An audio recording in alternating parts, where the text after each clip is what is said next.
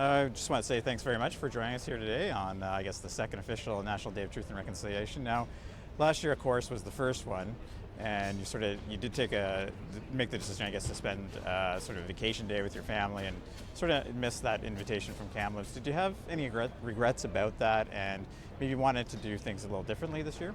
Oh, of course. I mean, last year we got to do a ceremony on Parliament Hill the night before, and that was the big event in Ottawa. But absolutely, I wish I'd been in Kamloops for that. It was a really important time. I did go a few weeks later and meet with survivors, as I've continued to meet with people throughout the year. But today was a really, really important moment to reflect on the kids we lost, kids' families lost, survivors.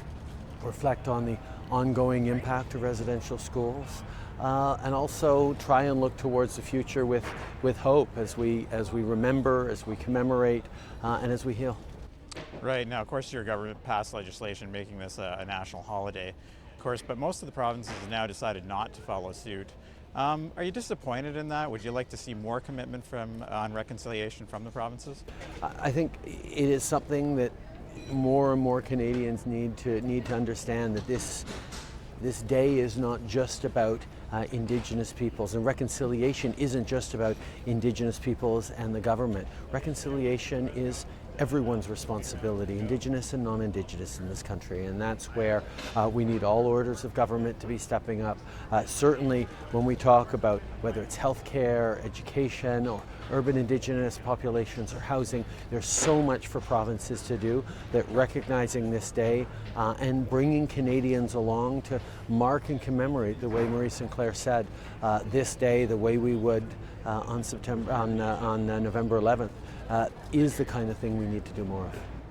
Right. Now, you've been Prime Minister just coming up on 7 years now. How time flies, right? And I remember that campaign in 2015, seeing you in Saskatoon, and how much you had pledged to reconciliation and how much you made Indigenous people part of that campaign. It's obviously really dear to your heart. However, you become Prime Minister and there's so many issues.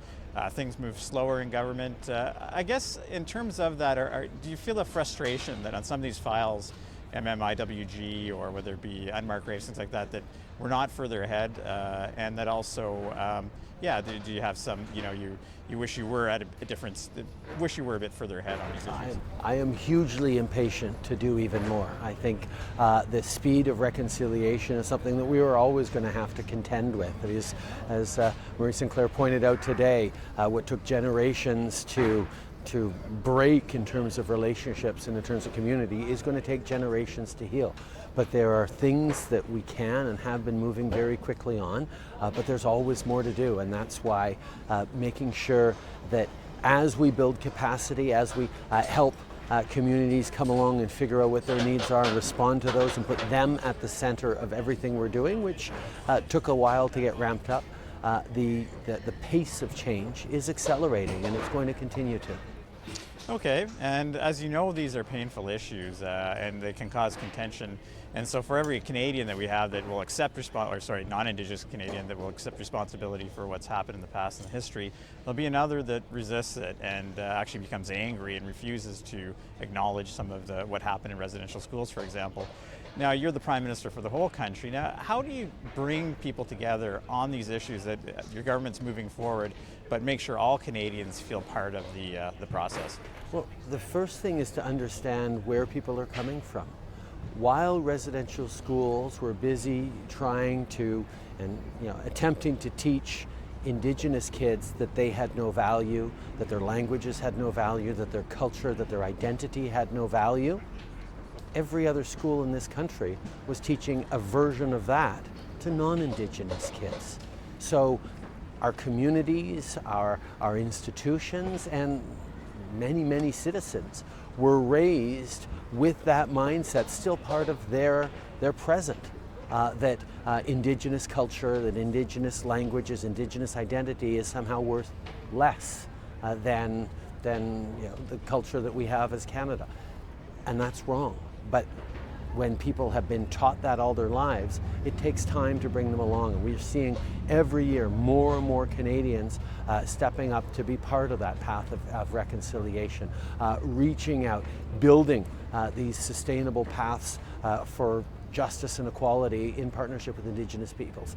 It's going to take a while because we're changing mindsets of pretty much every single Canadian, Indigenous and non-Indigenous, because of the legacy of the past. But we can continue to commit ourselves to that every single day, and we'll get there. Are you concerned somewhat, just to follow up on that though, some of the divisions we're seeing? I know you've been harassed, and we've been harassed as media at times and things like that. It's not maybe the Canada you and I both grew up in. It was a much gentler time. I think people had respect for politicians. They weren't accosted in quite the same way. Are you worried about some of these divisions that are happening as kind of we progress in some of these issues? I think we're at a time of tremendous change, a time of real crises, whether it's environmental, whether it was COVID, whether it's the way we're improving and changing our institutions in meaningful ways to include more voices. There are always going to be people who are fearful or resistant to change or anxious about where their place is in the future. And what we need to do is figure out how to demonstrate that the future that is more climate friendly, a future that draws on Indigenous knowledge and abilities and culture and ways of looking at the world, is going to be a better future, not just for Indigenous peoples, but for all Canadians. But that's scary, and that requires all of us to be working together and thoughtfully on bringing people along. Okay, and I'm not sure if you've been asked this before, perhaps you have, but again, to your passion about Indigenous issues, reconciliation, where did this come from? Was it somewhere you lived and taught, or was it from your father, or where did you get such a passion? Because your government has made it a priority. When I was a kid, my father brought me a number of times to the Arctic to meet with Inuit elders. He brought me across the country to meet with chiefs, and while he was visiting extraordinary corners of the country, I got to tag along. I got to see the amount of hard work that was there to do and that he cared deeply about.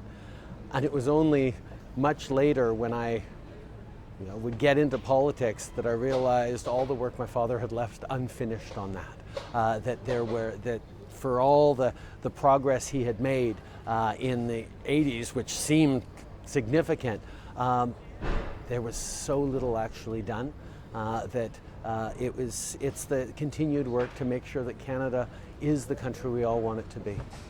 Right, and I hope you don't find this an inappropriate question, but of course, I assume if your father was still alive, you would be talking to him on a regular basis about your job in the country and that. And what do you think he might advise you on Indigenous issues if you were to talk to him, or where would he come on some of these things? I check in with my father mentally and emotionally just about every single day. So it is something that I ground myself in. He's been gone 22 years, and I miss him incredibly, every day, but particular days that are important in the life of the country. And for me, staying grounded in the values that I was raised in, that Canada was built around, staying focused on the big issues that we need to solve, and staying confident in who Canadians are and how we're going to build a better future together.